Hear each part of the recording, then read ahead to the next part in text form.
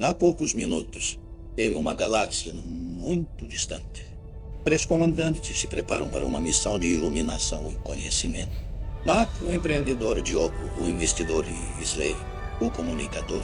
Juntos, eles estão aqui para abrir portas e mentes. Sua jornada agora os traz até você.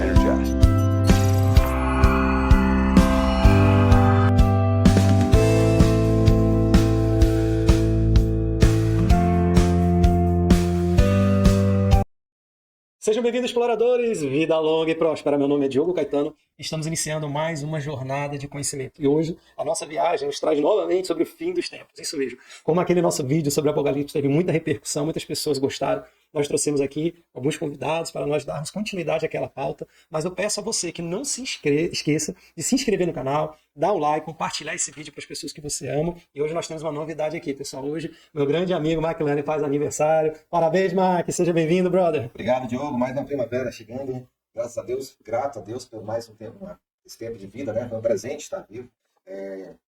Como nós passamos por tantos problemas, passamos por uma pandemia, Deus tem nos conservado. Mas sem muitas demoras, como nós, semana passada, em episódios passados, trabalhamos no Apocalipse, vimos que muito tem se falado e tem uma quantidade de informações muito grande que a igreja precisa aprender. Então, hoje, nós temos dois convidados. Um que você já conhece, que esteve conosco, o pastor Fábio Guedes, e hoje estreando também o pastor Paulo Machado, dois grandes estudiosos do tema, pastores da cidade, que vai nos ajudar a entender isso. Então, quero saudar, primeiramente, o pastor Fábio Guedes. Boa tarde, pessoal. Graças a paz. Que bom estar aqui de novo. Tá? Obrigado pelo convite. Espero que tenhamos uma tarde acrescentadora, né? Uma tarde de edificação, porque é um tema maravilhoso. Eu creio que tem tudo para trazer esclarecimento, trazer refrigério para quem está nos ouvindo e vendo, né? E é uma honra também estar aqui com o pastor Paulo Machado. Muito obrigado pela oportunidade. Em nome de Jesus. Pastor Paulo. Bom, gente, que a paz seja com todos, né? Para nós é um prazer muito grande poder estar aqui atendendo esse convite do Marcos, do Diogo, e estar aqui também junto, ladeado com o pastor Fábio. Esse tema é muito interessante. Inclusive, a motivação desse convite se deu numa oportunidade em que nós estávamos agora recentemente, semana retrasada, salvo engano, numa conversa, numa roda de conversas, e o tema não era outro, o tema era esse. Foi aí que surgiu a oportunidade do Marcos estender esse convite, de estarmos aqui, que prontamente nós aceitamos com muita alegria. Eu creio que esse tema é o tema do momento, é o tema que desperta muita especulação e que traz uma expectativa muito grande, dado aos eventos que se dão nesses últimos dias. O evento, o arrebatamento, volta de Jesus, segunda vinda, enfim, o reino dos céus. Todo esse tema ele é muito interessante e nos leva a uma reflexão profunda do ser. Por isso, hoje à tarde aqui, eu creio que nós vamos aprender muito uns com os outros, compartilhando.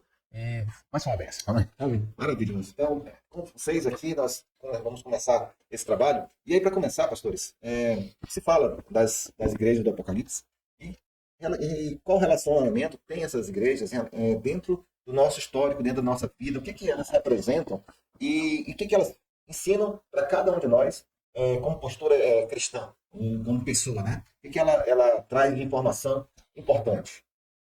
Pastor Fábio. Eu acho que existem várias teses sobre as 7 igrejas do Apocalipse, né? Mas como a gente fala no Rema, aquilo que a Bíblia não diz com clareza, eu não digo com certeza. Eu acho que o principal foco das 7 igrejas, sim, é preparar a igreja para o arrebatamento. É preparar a igreja para a vinda do Senhor, né? Para se encontrar com Ele nos ares. Cada igreja, ela foi uma igreja que existiu, e cada igreja ela tinha a sua dificuldade, ela tinha a sua característica peculiar. E eu vejo essas 7 igrejas acontecendo hoje. E nós precisamos nos preparar para o arrebatamento. Quando nós olhamos para a igreja, nós podemos nos ver nela, mudar o que é preciso, nos adequarmos para a vida do Senhor, porque o Senhor virá. Pastor Paulo. Na verdade, a gente tem um entendimento bastante amplo acerca do que representa as 7 igrejas. Nós não podemos abordar as 7 igrejas sem antes compreender o significado sétuplo. O número 7, o que representa nas Escrituras, ele é muito interessante. Ele diz acerca da plenitude, da perfeição, daquilo que é cheio, completo. Né? Nós temos que compreender a linguagem bíblica de modo figurado, porque nas entrelinhas ela nos revela uma mensagem muito interessante. Deus criou o mundo em 7 dias. Isso não significa dizer, como muitos especulam, dias de 24 horas, mas eras, propriamente dito, porque nós temos que combinar com a geologia. E aí, quando você faz uma análise da geologia do planeta, nós vamos entender que todas as transformações que foi operado no planeta, para que tivesse condições do habitat humano, desde a sua origem, nós vamos compreender que cada fase dessa é vista na geologia como uma era. E o termo dia no hebraico, yom, ele tem esse significado triplo.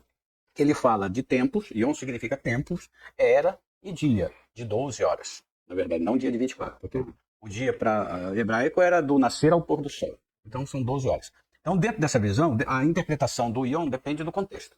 E nesse contexto, então você vai perceber que quando ele se refere a 7 eras, ele está dizendo de um ciclo perfeito para que pudesse acomodar a vida humana. Daí nós temos o entendimento da organização dos 7 dias da semana. Os 7 dias da semana, eles completam o ciclo que o calendário judaico era de 28 dias, correspondente às fases lunares. Então, a cada fase da Lua, você tem a correspondência de 7 dias. Então, para uma fase e a outra, 7 dias, as 4 fases da Lua, 28 dias, correspondendo a um mês. Daí, então, você tem um ciclo completo. Quando você aplica isso na tua cronologia comum, você vai ver que encerra-se uma semana no 7º dia e no 8º inicia-se uma nova semana. Então, tudo aquilo que Deus fez na criação sempre concluía no final do 1º dia e viu Deus que era bom. E aí, na completude dos 7 dias, a perfeição. Então, dessa figura, nós vamos entender diversas outras expressões em que ele usa o 7, a visão sétupla, né? Que se estende em 70 anos, 70 semanas, e por aí vai. Então, quando você tem uma figura representativa nas 7 igrejas da Ásia, não significa dizer que só tinham 7 igrejas.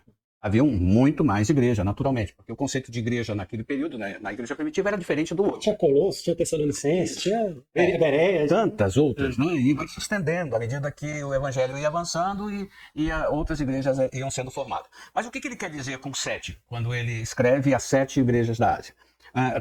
Cada carta tem uma característica diferente. Né? Essa característica diferente não significa dizer exatamente que aquela igreja detinha uma característica específica, exclusiva, somente aquilo. Mas, no entanto, ele apresenta essas características para apresentar o todo da igreja. Então, o número 7 é um número infinito, não é um número finito. Cada igreja tinha um comportamento. Exato. Esse comportamento não quer dizer que as outras também não tinham, mas naquela era mais... É o que mais se destacava. Era problemático. Exato. Então, você vai observar as igrejas hoje, né, num contexto geral, você vai perceber que várias igrejas se enquadram dentro daquele contexto em que foi transcrita as cartas às 7 igrejas da Ásia. São características que a pessoa tem dentro da igreja que se enquadra ali. Um tem um pouquinho disso, outro tem um pouquinho daquilo, outro tem um pouquinho daquilo outro. Então, 7 igrejas, ele quer dizer num universo envolvendo todas as igrejas, né, que detêm determinados comportamentos que precisam ser corrigidos, que ali são alertas, são exortações para que nós possamos passar por um processo de correção e aperfeiçoamento. Por isso, inserida em todas elas, há uma promessa e há um juízo. Né? Nós temos aí as igrejas que sofrem, as igrejas que são perseverantes, as igrejas que são negligentes, e cada uma dessas igrejas, elas precisam se adequar a um comportamento de acordo com aquilo que é esperado por Deus para, ao final, né, o que vencer, herdará todas as coisas. Pastor Fábio,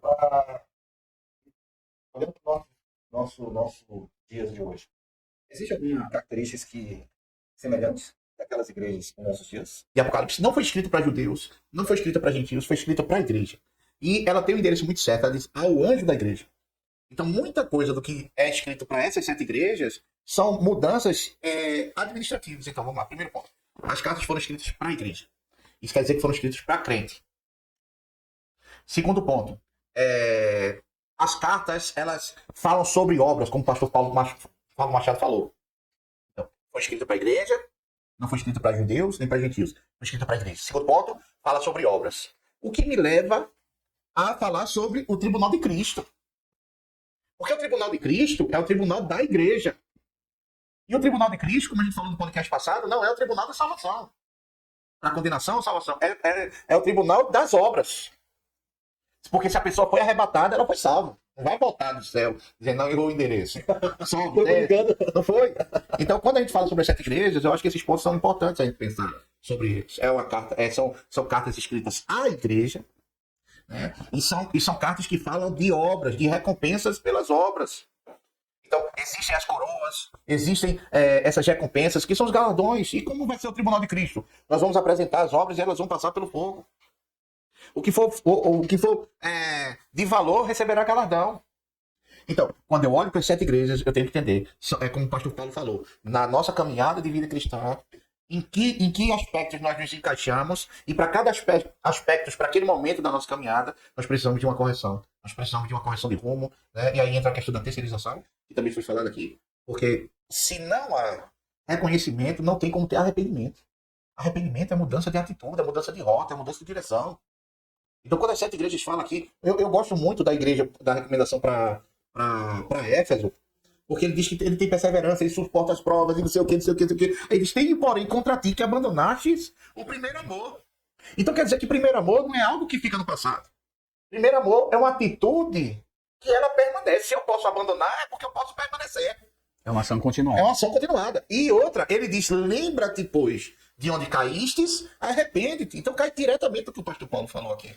Eu preciso primeiro reconhecer aonde foi a minha queda, qual foi a minha ausência, qual foi a minha infidelidade, qual foi o processo de queda e mudar essa trajetória. Ele diz, volta à prática das primeiras obras. O primeiro amor, ele está ligado às primeiras obras. São essas primeiras obras que vão gerar o galardão no tribunal de Cristo. Isso é poderoso para que a gente entenda. Então, as 7 igrejas não é Apocalipse falando sobre o pós-arrebatamento, o juízo, os 7 anos, o milênio, o estado eterno, e seja o que for.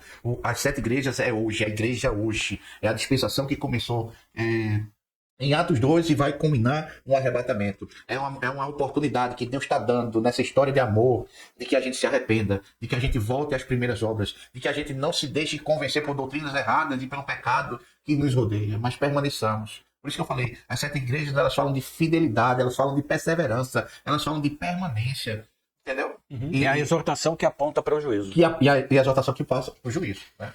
Exato. Acho que nós começamos a entender que quando ele fala que muitos abandonarão, né? Muitos não permanecerão, foi o que você falou. Ela ensina a permanecer, perseverar. E hoje, na própria palavra, fala que muitos apostarão, né? Apostarão da fé, abandonarão os caminhos. Muitos que conheceram o caminho, muitos que tiveram experiência e desistiram da caminhada. Ou seja, eles passaram pelas igrejas ali e não aprenderam nada sobre perseverança. Mas, cronologicamente falando, pastor, em algum momento do Apocalipse, quando termina as igrejas, se eu não estou enganado, logo vem o capítulo do arrebatamento. Tem alguma coisa a ver? Existe alguma Você quer saber, vai ser pré-tribulacionista ou pós? Mesotribulacionista e pós-tribulacionista. São 3 teorias. Quem adota o pré é essa, né? Que quando ele fala sobe para cá, seria a igreja, né? Algumas interpretações, elas atribuem uma tábua cronológica para o Apocalipse. Eu confesso a você que eu discordo desse ponto de vista, porque a apresentação do Apocalipse ele não tem uma ordem cronológica. Não dá para se enxergar o Apocalipse assim. Por quê? Porque o termo Apocalipse fala-se de revelação, né? Então, quando João, lá no capítulo 1, ele recebe de Deus, recebe de Jesus a revelação, ele diz, escreve as coisas que tem visto, as que são e as que depois dessa hão de acontecer. Ele está falando de uma visão profética de futuro, em que ele vai revelar os aspectos do tempo do fim, a visão escatológica do tempo do fim.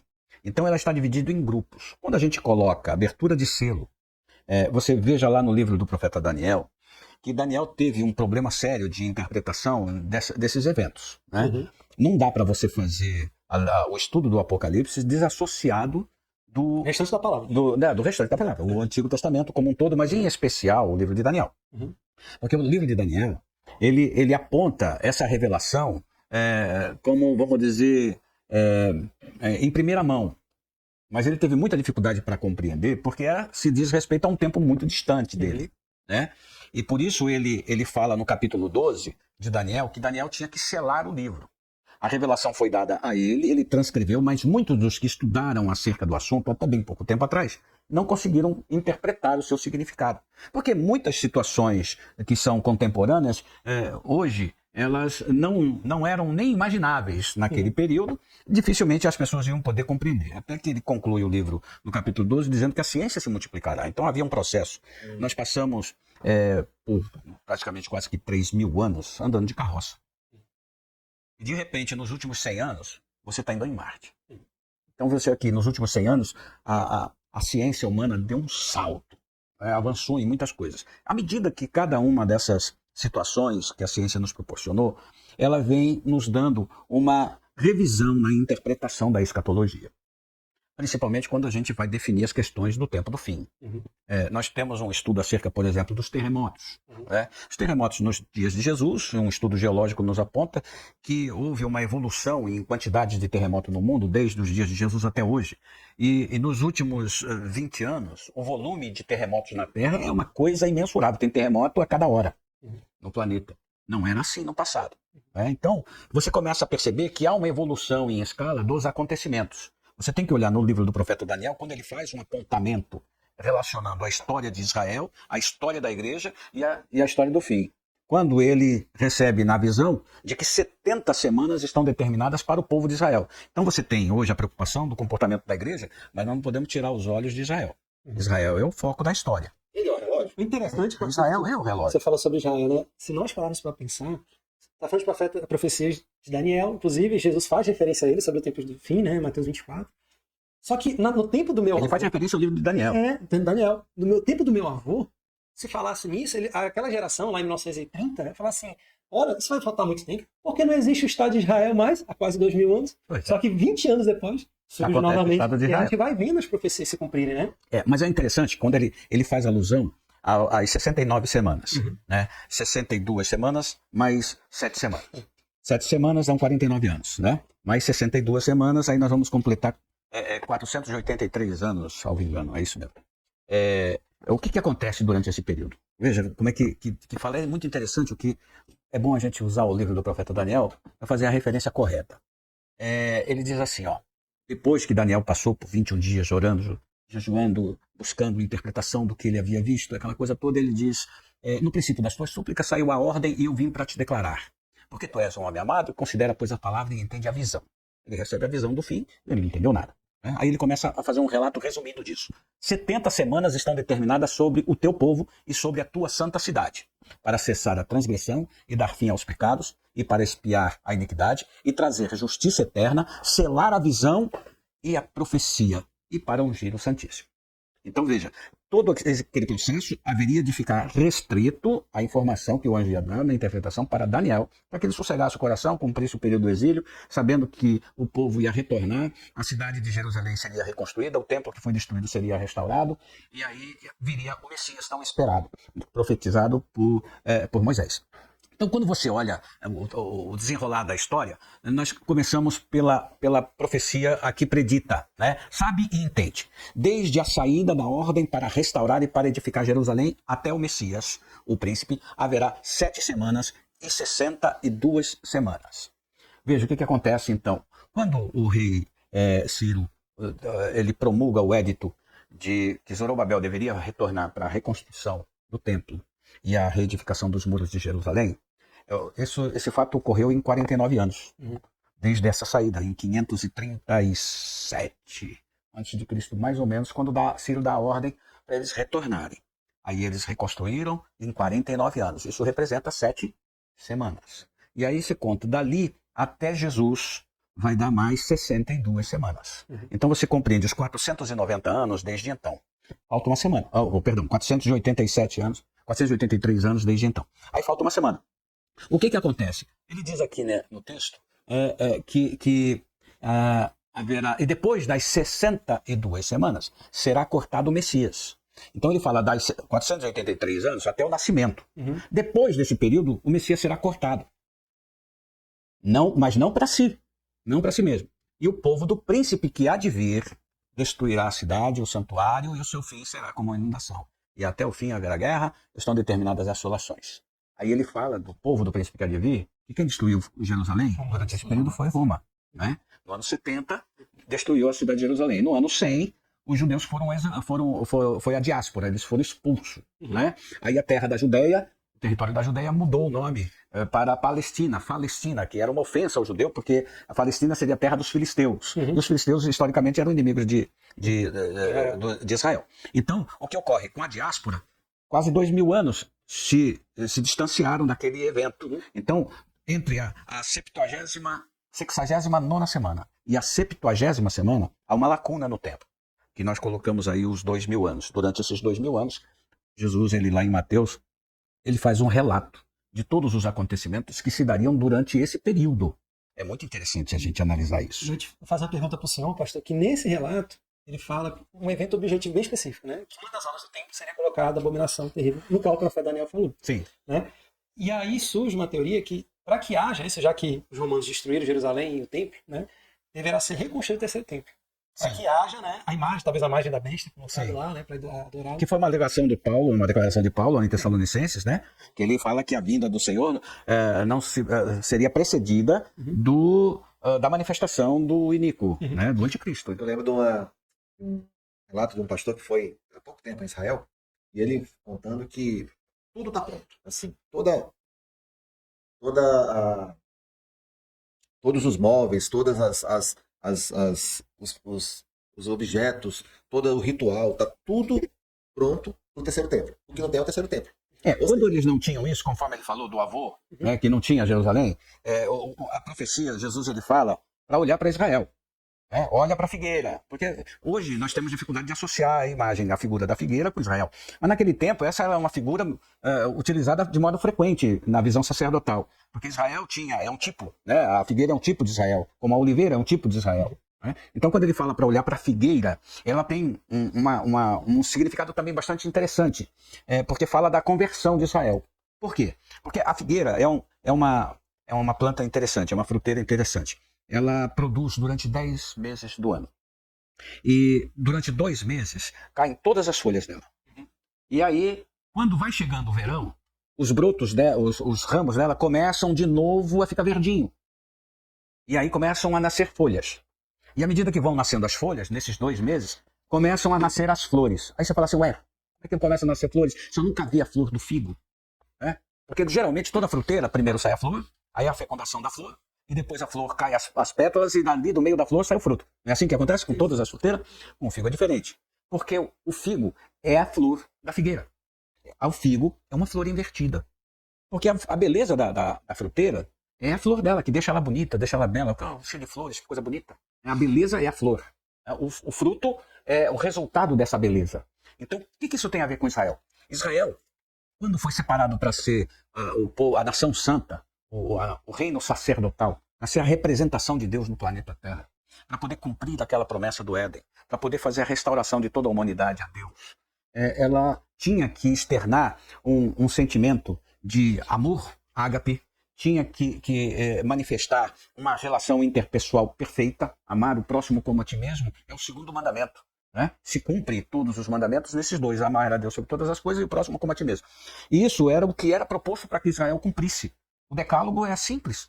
No entanto, 623 emendas ao decálogo foram atribuídas a Israel para justamente tentar justificar as nossas falhas. E Israel foi então incrementando um monte de lei porque ele não conseguia interpretar, não conseguiu interiorizar a lei. O figo é uma flor invertida, a sua beleza é interna.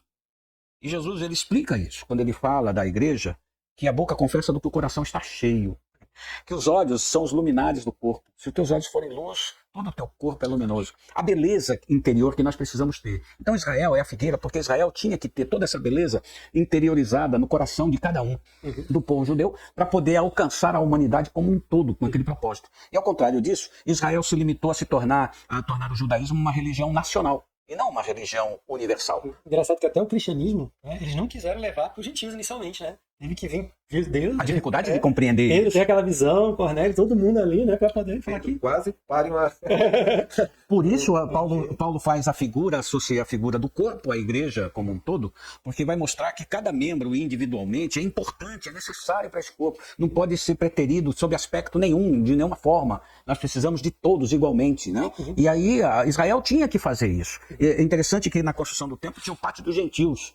Para justamente proporcionar à humanidade o ingresso à aliança divina, porque ele diz para Abraão: em ti serão benditas todas as famílias da terra. Aí até nos dias de Abraão não tinha o código mosaico, não havia o projeto do templo, né? Não no coração do homem, mas no coração de Deus já havia. Por isso ele separou os descendentes de Abraão para se tornarem um reino sacerdotal, que faria a apresentação de Deus a toda a humanidade. O templo, o lugar onde que os sacerdotes estariam ministrando, e o pátio dos gentios, onde que toda a humanidade poderia ter acesso a essa aliança. Essa é uma metáfora daquilo que ele pretendia fazer com a igreja. Israel não cumpriu o propósito. Aí vem a igreja com essa missão, levar o evangelho a toda criatura, em todo mundo, a toda criatura, para depois então se cumprir plenamente o plano de restauração da humanidade. O plano original não foi cumprido, passou para a igreja que não era Israel, e agora volta para o primeiro plano que é Israel. Então, não? Me corrija. Não. A Corrige ele. A Bíblia, né, foi escrita para 3 povos diferentes. A igreja não é o plano B de Deus. A igreja, ela era um mistério que estava oculto desde a fundação dos tempos. Sim. O projeto igreja não é um escape por causa do erro humano, não é uma correção de rota.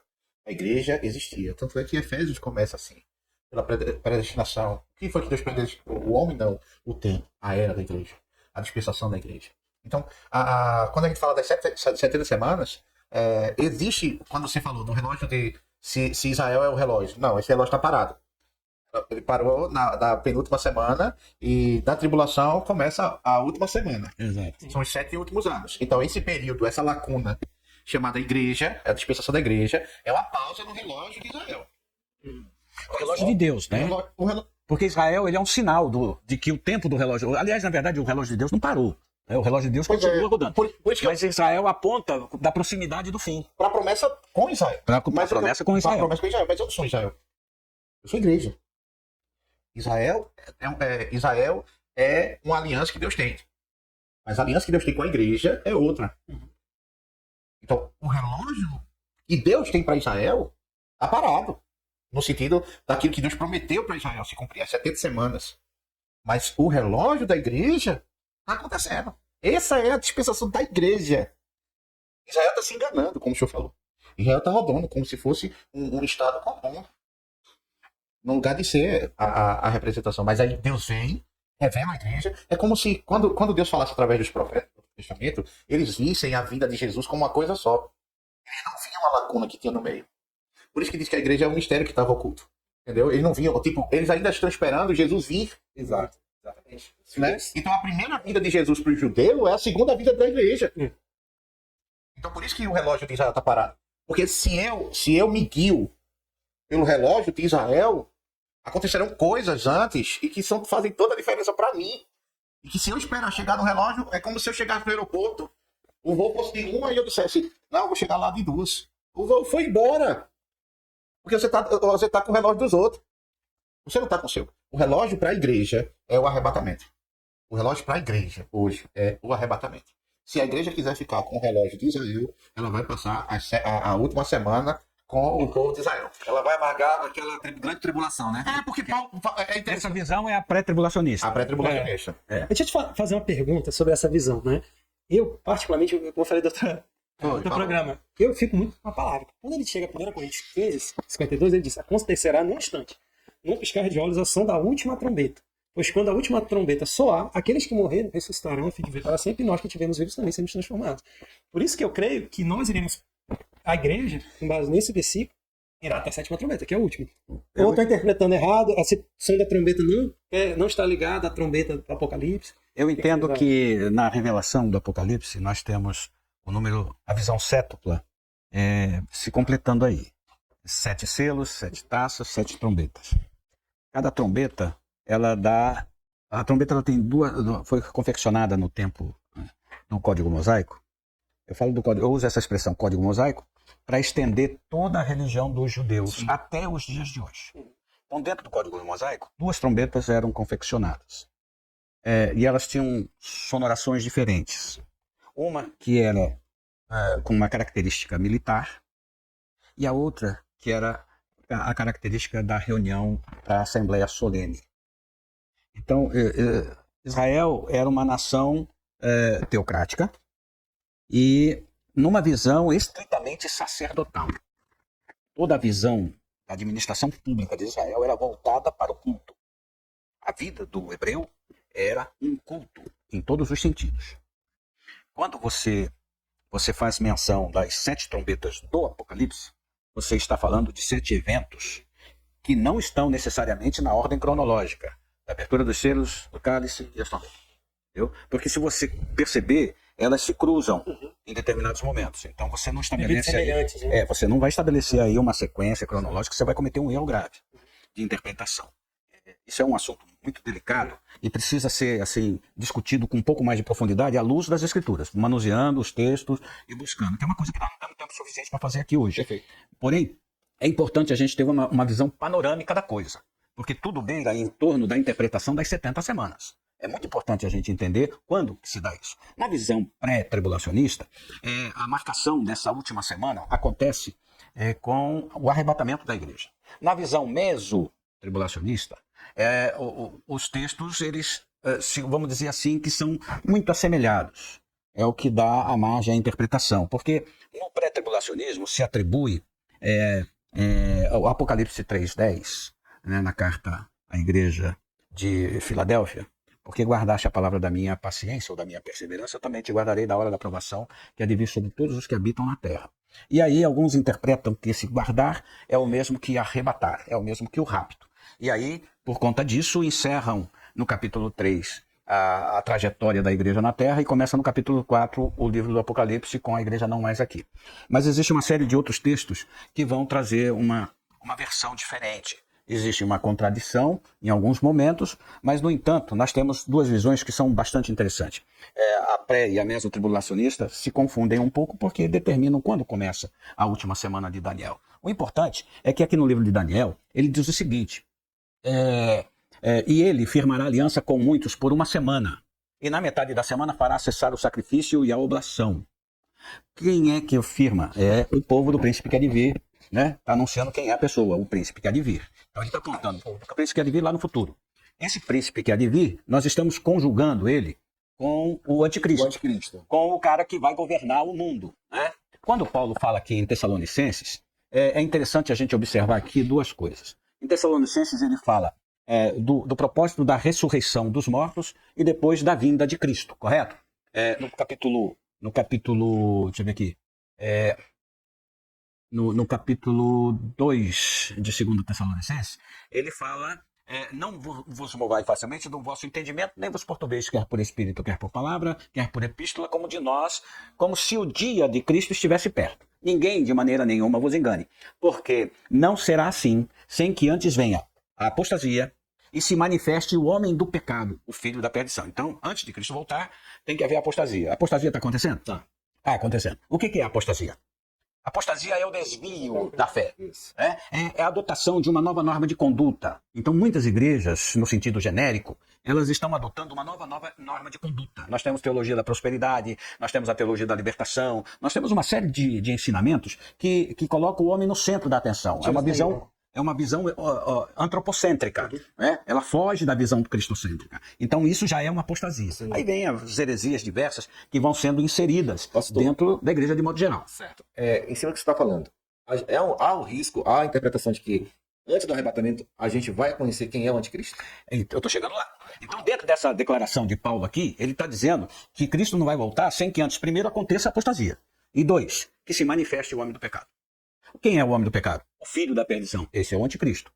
O qual se opõe e se levanta contra tudo que se chama Deus ou se adora. De sorte que se assentará como Deus no templo de Deus, querendo parecer Deus. Quando que esse camarada vai querer se fazer parecer Messias?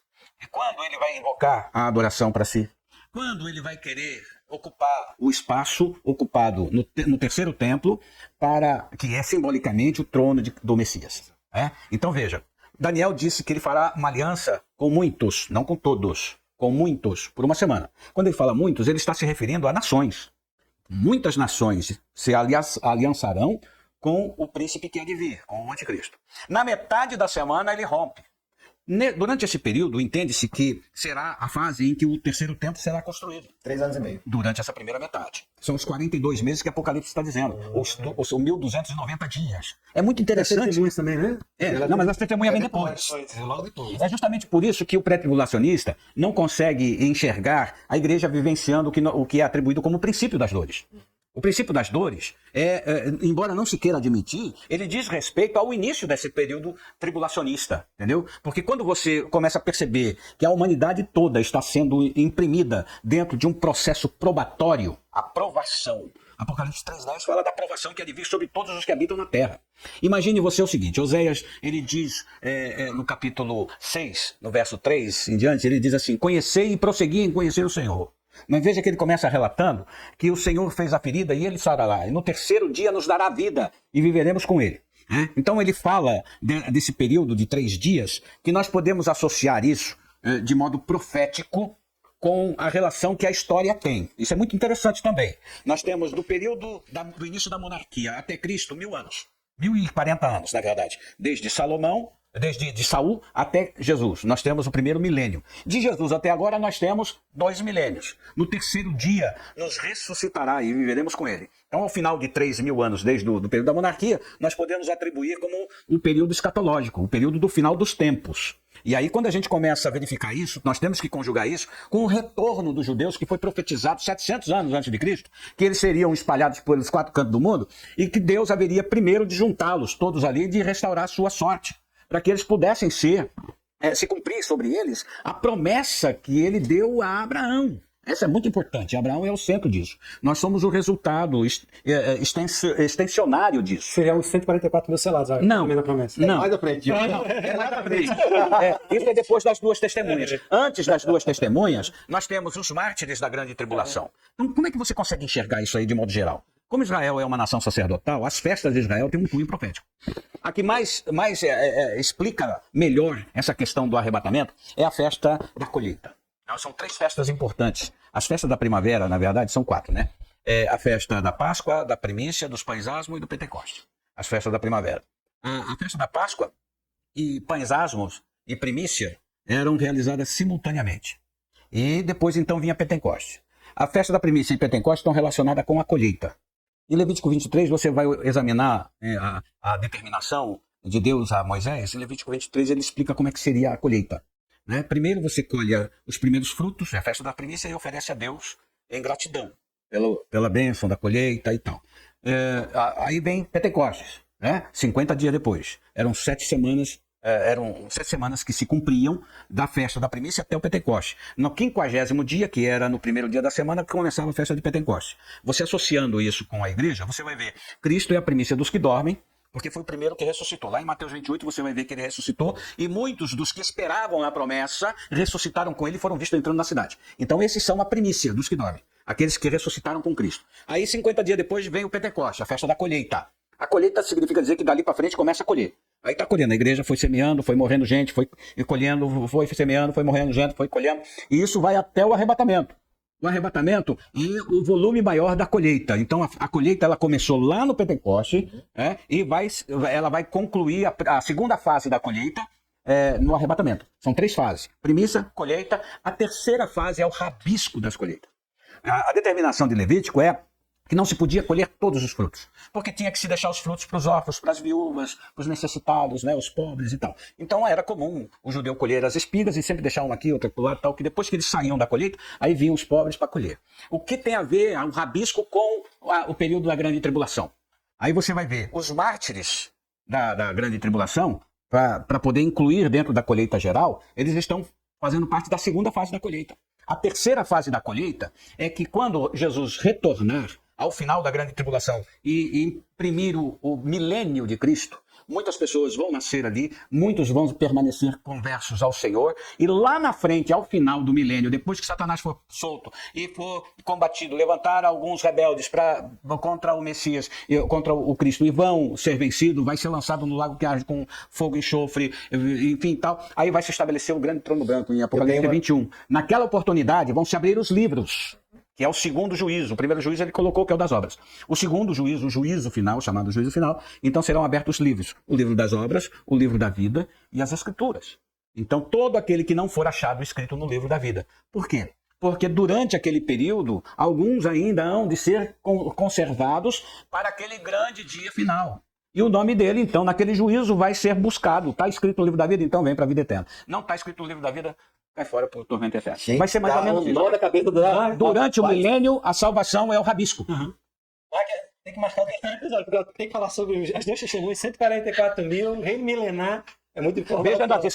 Veja no Apocalipse que as duas testemunhas são da metade da semana para frente. Então, até a primeira metade da semana é harmonia com todo mundo. A igreja está sendo perseguida, hoje a igreja já está sendo perseguida. Sorocaba agora, eles entraram no Tribunal de Justiça para permitir a manutenção da Bíblia nas bibliotecas públicas. E aí perderam. A justiça diz que não pode ter Bíblia lá. E o prefeito está se colocando na contramão contra a justiça, está batendo de frente. A perseguição já começou faz tempo. Faz tempo. Eu estou lá na educação, eu estou vendo como é que funciona nas escolas. As escolas eram proibidas de fazer oração com as crianças, os professores crentes não podiam manifestar a sua fé de forma alguma. Com a nossa estada ali, nós conseguimos dar uma freada, mas é por pouco tempo. Eles vão continuar desenvolvendo essa perseguição até o ponto que você vai ter a tua Bíblia suprimida. O Elon Musk fez uma entrevista agora, recente, tem um mês ou um pouco mais, talvez, que me assustou. Lá ele declarou o seguinte: a inteligência artificial ela vai dominar a indústria mundial. E as pessoas não vão ter emprego. Elas vão necessitar de uma renda mínima básica. Porque as máquinas vão fazer tudo. A inteligência artificial vai cuidar de tudo. E daí, então, em seguida, vem a notícia de que em Dubai foi inaugurado o Templo da Religião Universal. Não é da Universal do Edir Macedo. É da Religião Universal Ecumênica, que foi promulgada pelo João Paulo II e agora sancionada pelo Francisco, quando eles estiveram lá e construíram o templo onde que budistas, muçulmanos, judeus, cristãos, espíritas e tudo mais vão ali para adorar o único Deus, que segundo eles, vai surgir ainda. Então, nessa convergência do ecumenismo, eles desassociam a imagem de Yahvé e vão levando essa imagem para a besta que emerge da terra. Exatamente, que é as religiões convergindo para o anticristo, de modo geral. Então, os dois, o falso profeta e o anticristo, um dominando economicamente, o outro dominando a fé religiosa, apontando para Satanás, que é a prefiguração do Deus desse século que será adorado. Paulo faz referência ao Deus desse século, que vai se manifestar naquela oportunidade. Então, essa religião universal ou mundial que vai acontecer já está pronto, o cenário está pronto.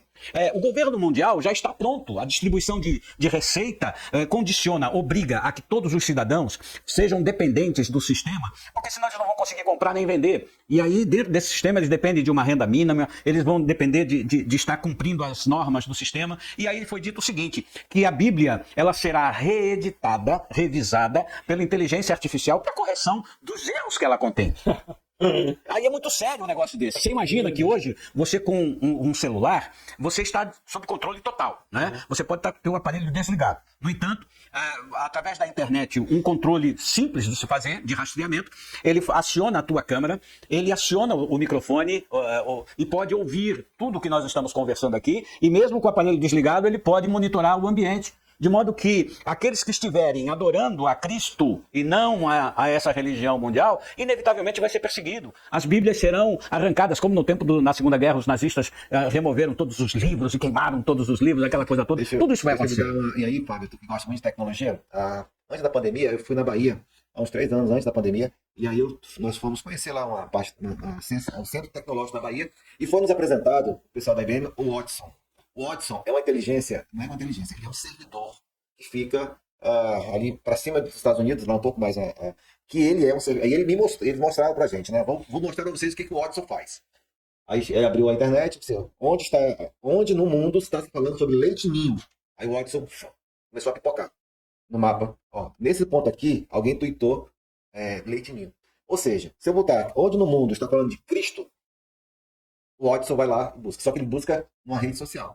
que você está me falando é uma tecnologia, que junto com essa tecnologia, ela cruza, e aí você sabe o tamanho do estrago que pode acontecer. Onde você é achado? Fale Jesus Cristo, pronto.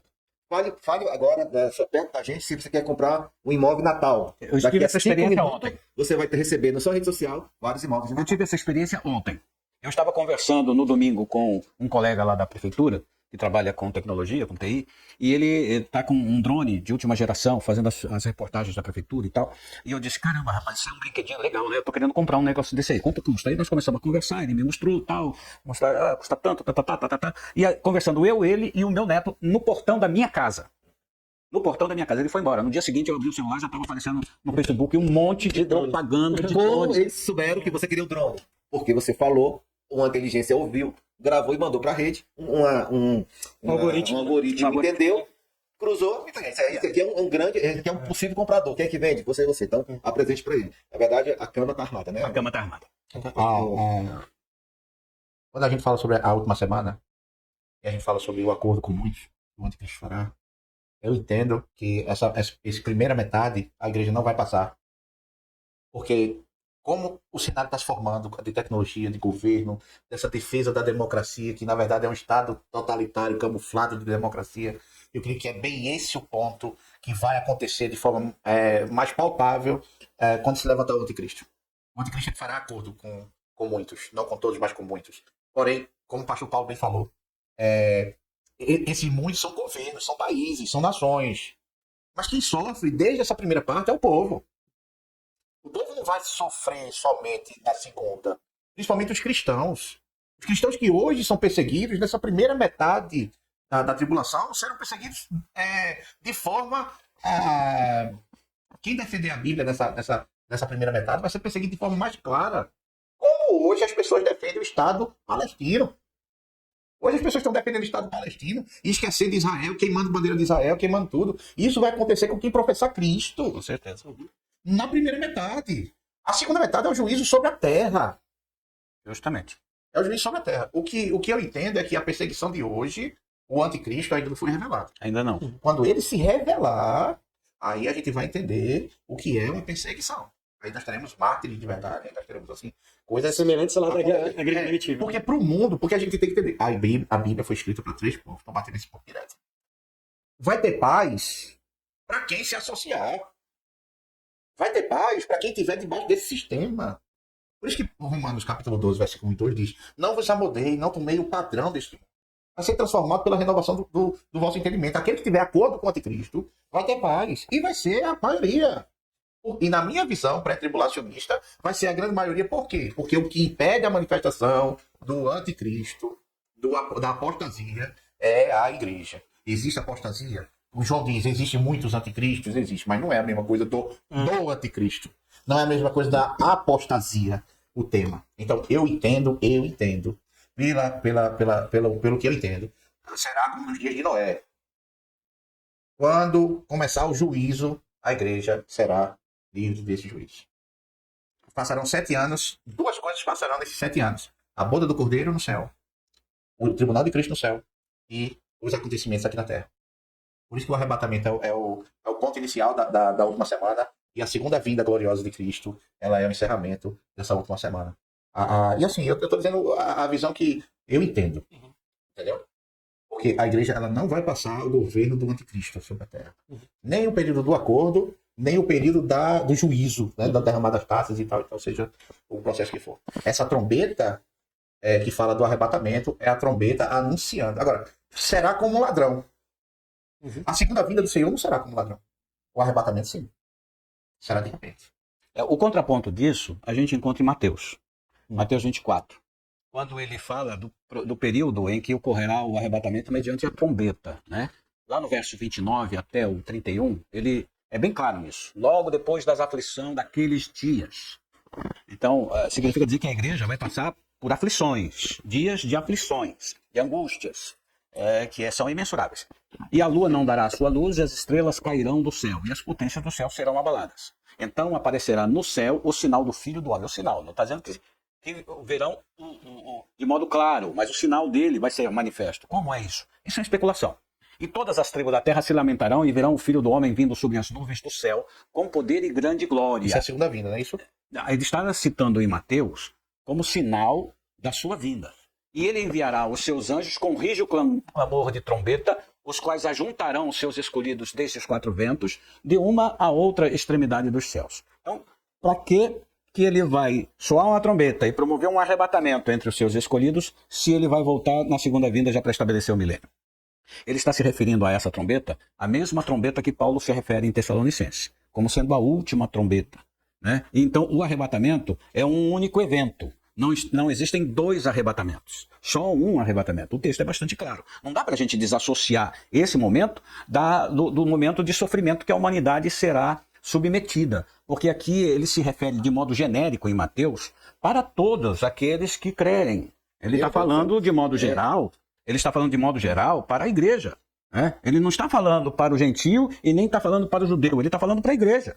É a igreja que vai passar por esse período. Agora, para que não paire nenhum conflito de ideias, as divergências não levem a um outro ponto, tanto faz se vai acontecer o arrebatamento pré-tribulacionista ou mesotribulacionista. O importante é que nós temos que estar preparados para aquele momento. Servindo a Cristo, todo o coração. Esse é um ponto importante. O mais... Acertar o momento não é importante.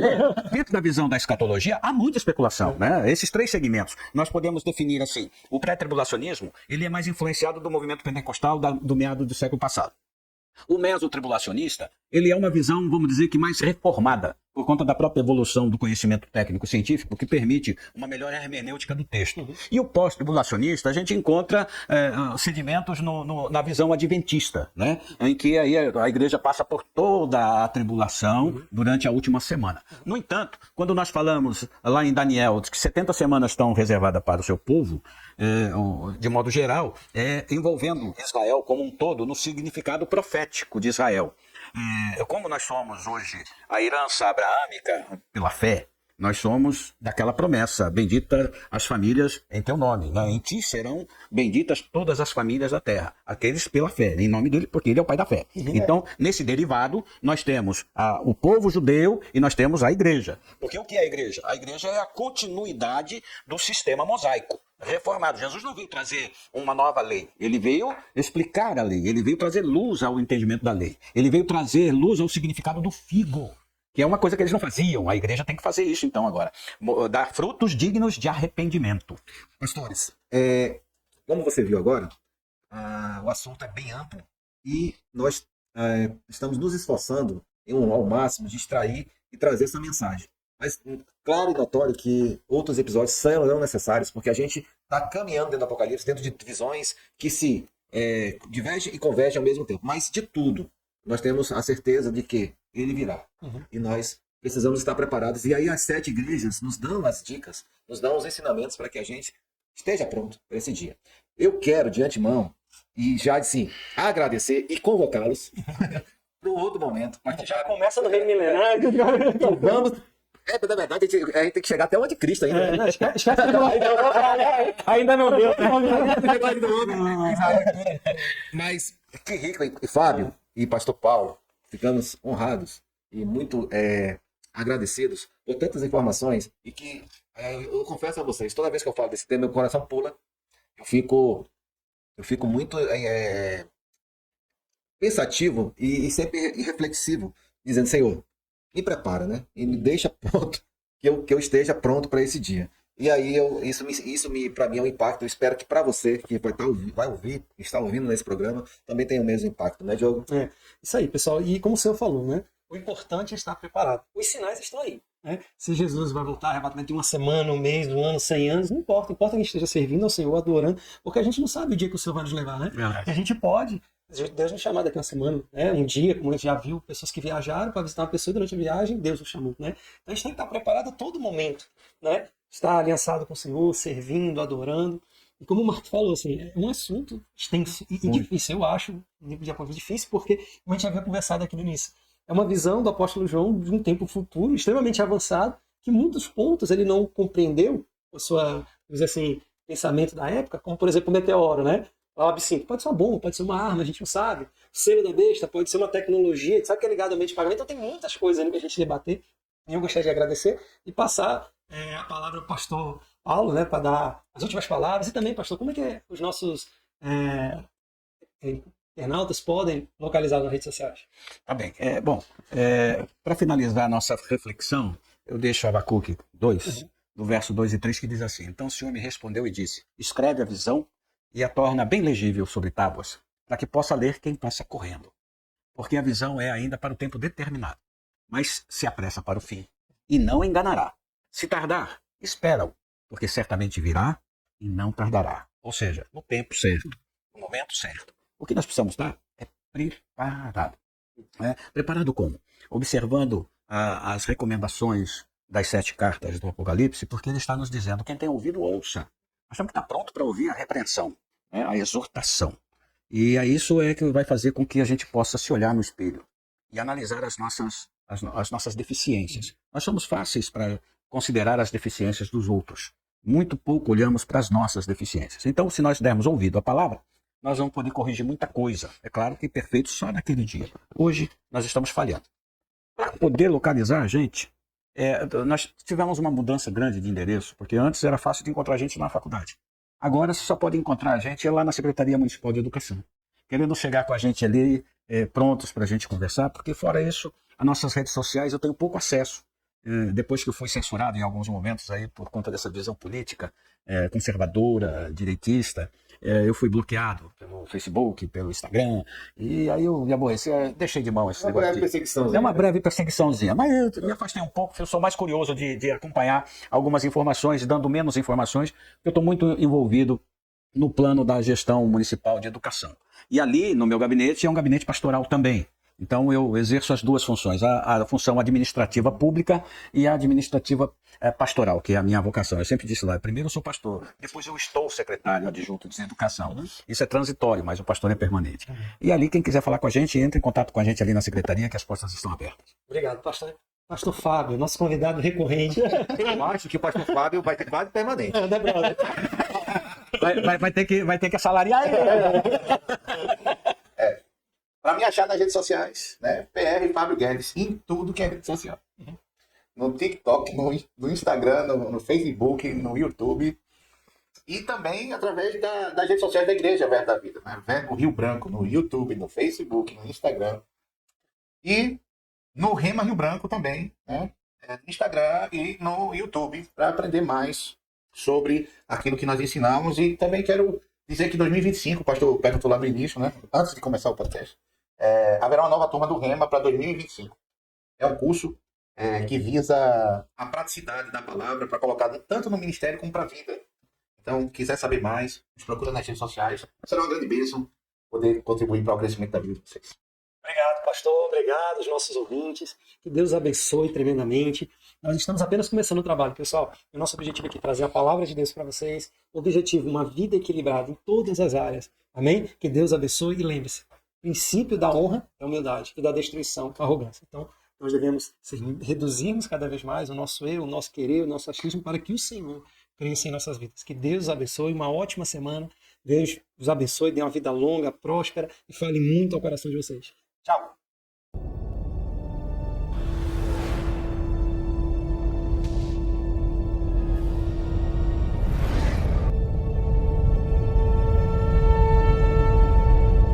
Energized.